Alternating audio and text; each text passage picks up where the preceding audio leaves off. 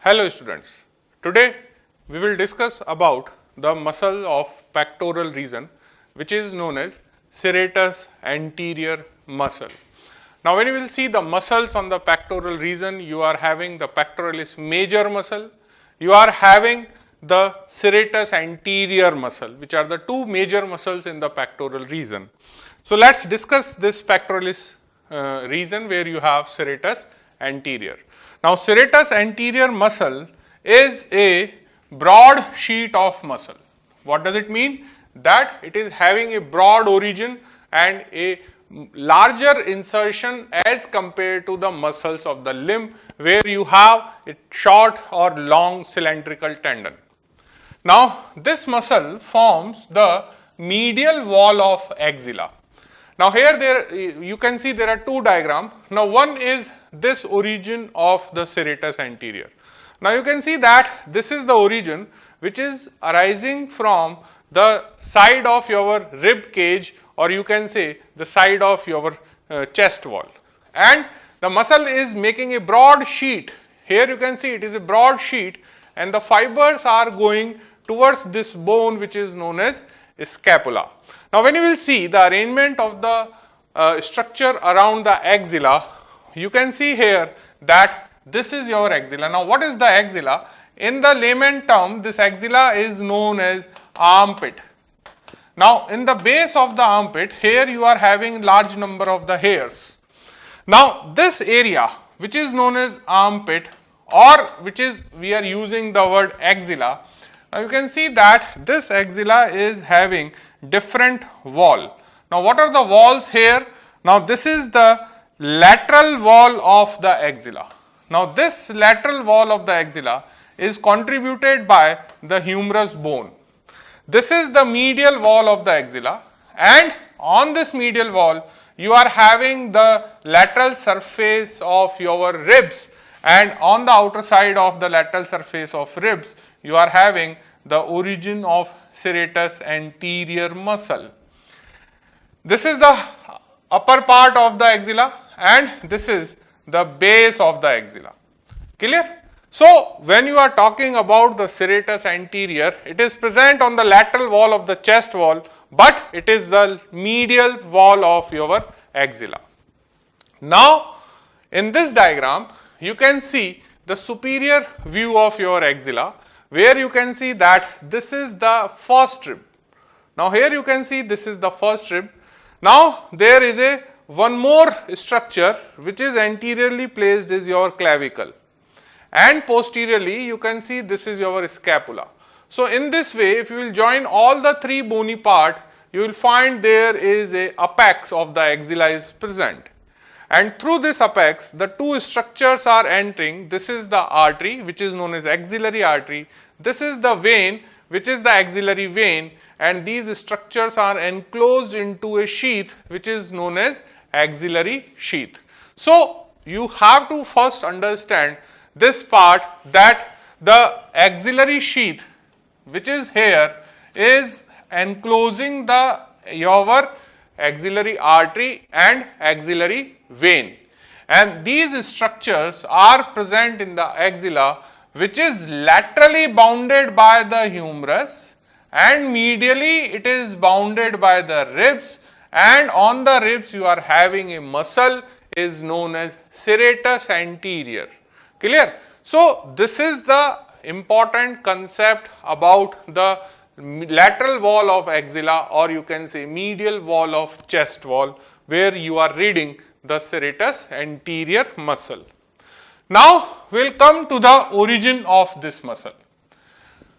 This muscle arises by 8 digitations, or you can say it is arises with the help of 8 slips, and these slips are arising from the outer surface and adjacent upper border of upper 8 to 9 ribs. So this is the first question about the origin. Now here you can see that this is the outer surface of your chest cavity or your chest cage, and these are the ribs, and in these rib cage you can see this is the outer surface where you are having, this is the digitation. So this is the digitation type origin, and this is giving the appearance of the serration of a saw, and that's why the word comes serratus. So serratus word comes because of its serrated appearance with the help of multiple slips or digitations. Now, when you will see the arrangement, you will realize that the first digitation is arising from two ribs. So if I will count the digitations, this is your first rib, this is your second rib, third, fourth, fifth, sixth, seventh, eighth and ninth rib. Now, on the first and second rib, you are having a digitation, and this digitation is not visible because it is hidden by the clavicle. When you will remove the clavicle, you are able to see the origin of the two slips, and these two slips of the first and second rib jointly forming the first slip or first digitation of serratus anterior. Then you will have the second slip on the third rib, and so on you will go downward. So this is the important to understand that first digitation is taking origin from the outer surface or the upper border of first and second rib. Remaining lower four slip interdigitate with the origin of a muscle of anterior abdominal wall, that is known as external oblique muscle. Now here you can see the red color markations. Now these red color marks are showing the origin, or you can say attachment of the slips or digitations of serratus anterior. So this is the attachment of the first on the first rib, this is the attachment on the second rib. Both of them are giving origin to the first digitation, then you will have second, third and so on. Now here you can see that this muscle which is taking origin from the ribs is going posteriorly along the lateral wall of the chest, and after taking origin from this part which is adjacent to your mid axillary line, the muscle fibers are not coming anteriorly, they are going posteriorly towards the scapula. And when you will see from the inner side of the rib cage, you can see that this is the medial surface of the rib, this is the lateral surface of the rib. Now when you will see from the inside of the rib cage, you can see that muscle fibers are approaching to this border of your scapula, which is considered as a medial border of scapula. Now here you can see that these are the lower digitations of your serratus anterior, and here you can see the origin of a muscle which is going in the anterior abdominal wall, and these are the origin of this muscle which is known as external oblique. So this is your external oblique muscle, which is a muscle of anterior abdominal wall, and this is your serratus anterior muscle, and this area is the interdigitation of the origin of serratus anterior and external oblique muscle. Now what about the insertion of serratus anterior? As I told you that it is having the origin by the 8 slips. So all the 8 slips or digitations passes backward around the lateral chest wall, and they are going towards the scapula. Because posteriorly you are having this shoulder blade or the scapula, and they will ultimately passing through the costal surface of scapula, and along the medial border there is a final insertion of the serratus anterior. So if I have to write down the insertion in one line, the answer is on the medial border of your scapula. But again, when you will see the medial border is having the posterior surface and the costal surface, but we have to be very specific on the costal surface or costal side of the medial border of scapula. Now in this diagram, you can see that these are the origin points of your serratus anterior, and muscle fibers are going posteriorly along the chest wall, and it looks like a insertion on this border. This is the lateral border. Why? Because this border is in the continuation of this cavity which is known as glenoid cavity.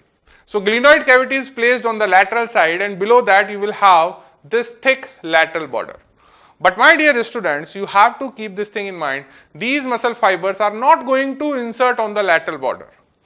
If you are doing the dissection, you can pass the finger between the costal surface of the scapula and the muscle, because the muscle is going quite posteriorly till the medial border of the scapula. It is not going to attach on the lateral border of the scapula.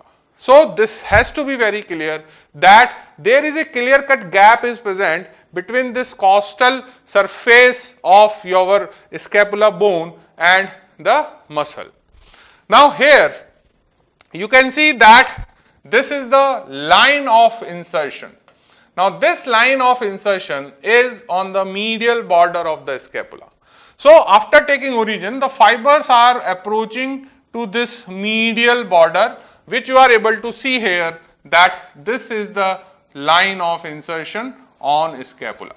So you can pass your finger between the serratus anterior muscle and the inner surface of the scapula, and the finger will not go beyond this pink line because it is the line of attachment or insertion of serratus anterior muscle. Now the pattern of insertion is very important. You will see that the first digitation of the serratus anterior insert from the superior angle to the root of the scapular spine. Now when you will see the scapula, you can see that this is the superior border of the scapula, and on the dorsal side this is the spinous process of scapula. So this area between the superior angle and spinous process receives the first digitation of the serratus anterior. So this is the first digitation, and it is attaching here on this part of your medial border. Clear? Now the second and third digitation along the medial border of the scapula, and lower slips or the digitation converts to insert on the inferior triangular area on the scapula. So here you can see that we can divide the whole medial border into the three parts. This is the upper part, then you will have the insertion on the medial border, and this is the lower part on the inner side of the inferior angle of scapula. This upper part receives the insertion of first digitation. The lower 4 to 5 digitation insert here, and remaining digitation insert on this medial border of scapula. Now what about the nerve supply? Now this is very commonly asked question in your exam. It is supplied by nerve of Bell.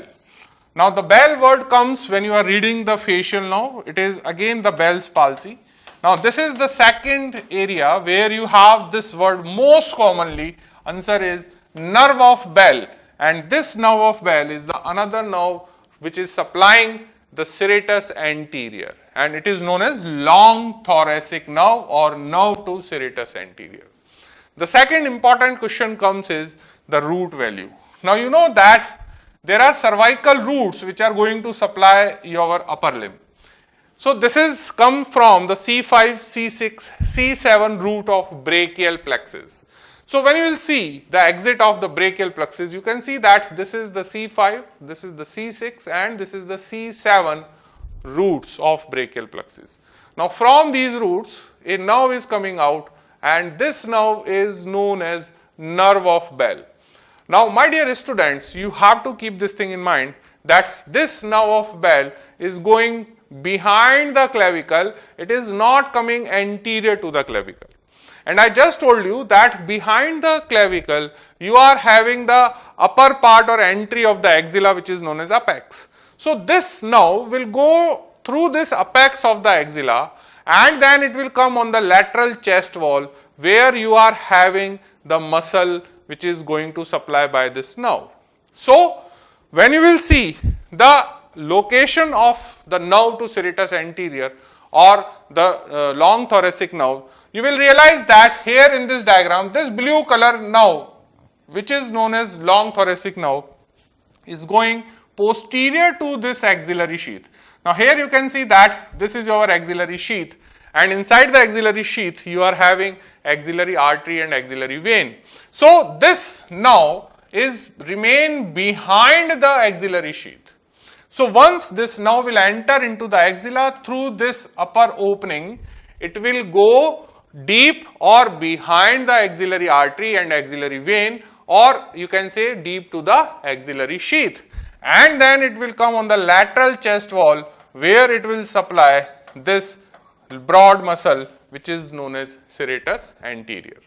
Now what are the action? Now this is very important part of this lecture. Now when we are talking about the action, there are two main action of the serratus anterior. The one action is protraction.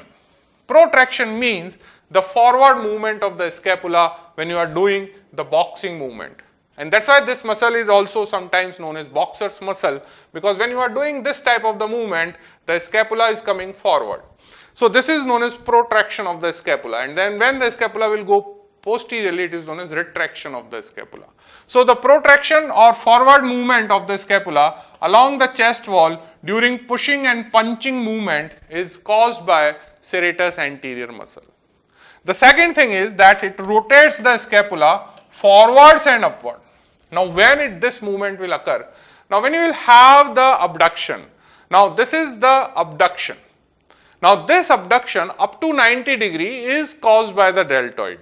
But when you will do the overhead abduction, at that time the humerus is now become fixed and the scapula will move, so that once you will do this kind of movement, the scapula is moving forward and upward, and you are able to take your this upper limb in our overhead abduction position.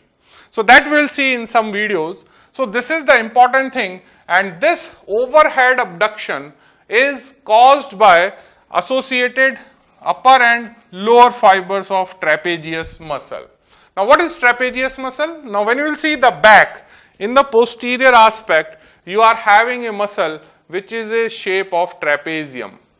Now you can divide this trapezium into the two halves, and then you are able to see the right side trapezius and left side trapezius. Now this trapezius is having the upper fibers, lower fibers and middle fibers. So these upper lower fibers are also helpful in the forward rotation of scapula along with the serratus anterior in case of overhead abduction. Now here you can see how the protraction will occur. Now here you can see that this is the neutral position of your limb. Now when you are doing this type of movement in the pushing and punching, you can see that how the scapula will move. Now this is the protraction. Now this protraction is possible when you are doing the pushing and punching, the origin which is coming from the rib is pulling the insertion and your scapula is moving in the forward direction on the lateral chest wall. So this gliding in the forward direction is known as protraction of scapula. Clear? Now here, if you will see this protraction from the posterior side, you can see that this is the scapula going anteriorly. Now this anterior movement of the scapula is known as protraction. Now this is the protraction. Now when it will come back, it is known as retraction, which is caused by other group of muscle. Now when you will see the retraction, now this retraction movement is caused by the muscles. One is these fibers which are the fibers of trapezius, which are middle horizontal fiber, not upper and lower. I am talking about middle horizontal fiber, and this part of the muscle group which you are able to see is known as rhomboidus group of muscles. So the action of serratus anterior antagonized by the action of rhomboid muscles and middle fibers of trapezius. And what is the antagonist action? Retraction of the scapula. So when you will see the retraction of the scapula, you can see that the scapula is going posteriorly towards the midline on your back. So when you are doing this type of the movement, you are retracting the scapula. So this is the important to differentiate which muscle is causing the forward movement, or you can say pushing movement, and that is your serratus anterior. But which muscle is causing this retraction? This is caused by horizontal middle fibers of trapezius and rhomboidus muscle. Now here you can see this is the rhomboidus muscle. You are able to see this muscle once you will cut the trapezius, which should come here like this. So once you will cut this trapezius, you are able to see the deep muscle which is here is your rhomboidus muscle. And this muscle pulls this scapula posteriorly, which is known as retraction of the scapula. Now, what is the forward rotation of scapula? So for the forward rotation, you have to do the overhead abduction. It is associated with overhead abduction. Now in this overhead abduction, you will start this movement, then you can see the scapula is moving. Now you have to first start the abduction, which is a function of deltoid, and then the scapula is moving. So after one point of the movement, the scapular movement is required and it is pulled by the serratus anterior, so the scapula is going forward. So this overhead abduction is purely possible because of, you can see how much scapula is moving. It is starting from this point. Here you can see that is starting from this point, and from this point the scapula will come up to this point. So this is the forward and rotation of the scapula. So this forward rotation of scapula is associated with the movement of serratus anterior. You can again see this, how this is taking place. So this is the neutral position of the scapula. Now once the abduction will start, this angle will reach up to this point. Now this movement is possible by these lower fibers of the serratus anterior, which are contracting to pull the scapula forward. So this is known as forward rotation of the scapula, which is a component of overhead abduction of the scapula. Now there is a very important applied aspect which is known as winging of scapula. Now what do you mean by the winging of scapula? When you will see a normal person, you will not find the protrusion of the medial borders of the scapula. But once the nerve to serratus anterior will get paralyzed or damaged, there is a paralysis occurs of this serratus anterior. And you have seen that this border is not prominent because on the inner side, this muscle, there is a muscle is known as serratus anterior. So the serratus anterior, if you will see from the back, now this is the posterior side of the scapula. Here you are having the serratus anterior muscle. So the serratus anterior muscle is having the power to keep this scapula along with the chest wall. But once this muscle will get paralyzed, what will happen? That the medial border will protruded. Why protruded? Because the action of trapezius become prominent. And in that condition, the medial borders of both the scapula looks like the wings on the back of a person. And that's why it is known as winging of scapula.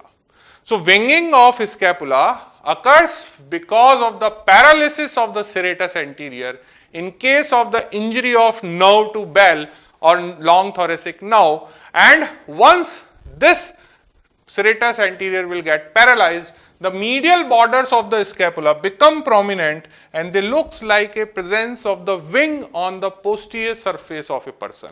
And that's why it is known as winging of scapula. So at the end of this class, now you are able to understand how this muscle is forming the medial wall of axilla, which is known as lateral wall of chest wall. Second thing, what is the meaning of digitation origin, and that's why it is known as serrated muscle. Third thing, where is the insertion and what is the pattern of insertion, and the fourth thing, which is the most important thing, is that how it is responsible for forward or protraction of the scapula and rotation of the scapula. So this is all for today's class. Thank you.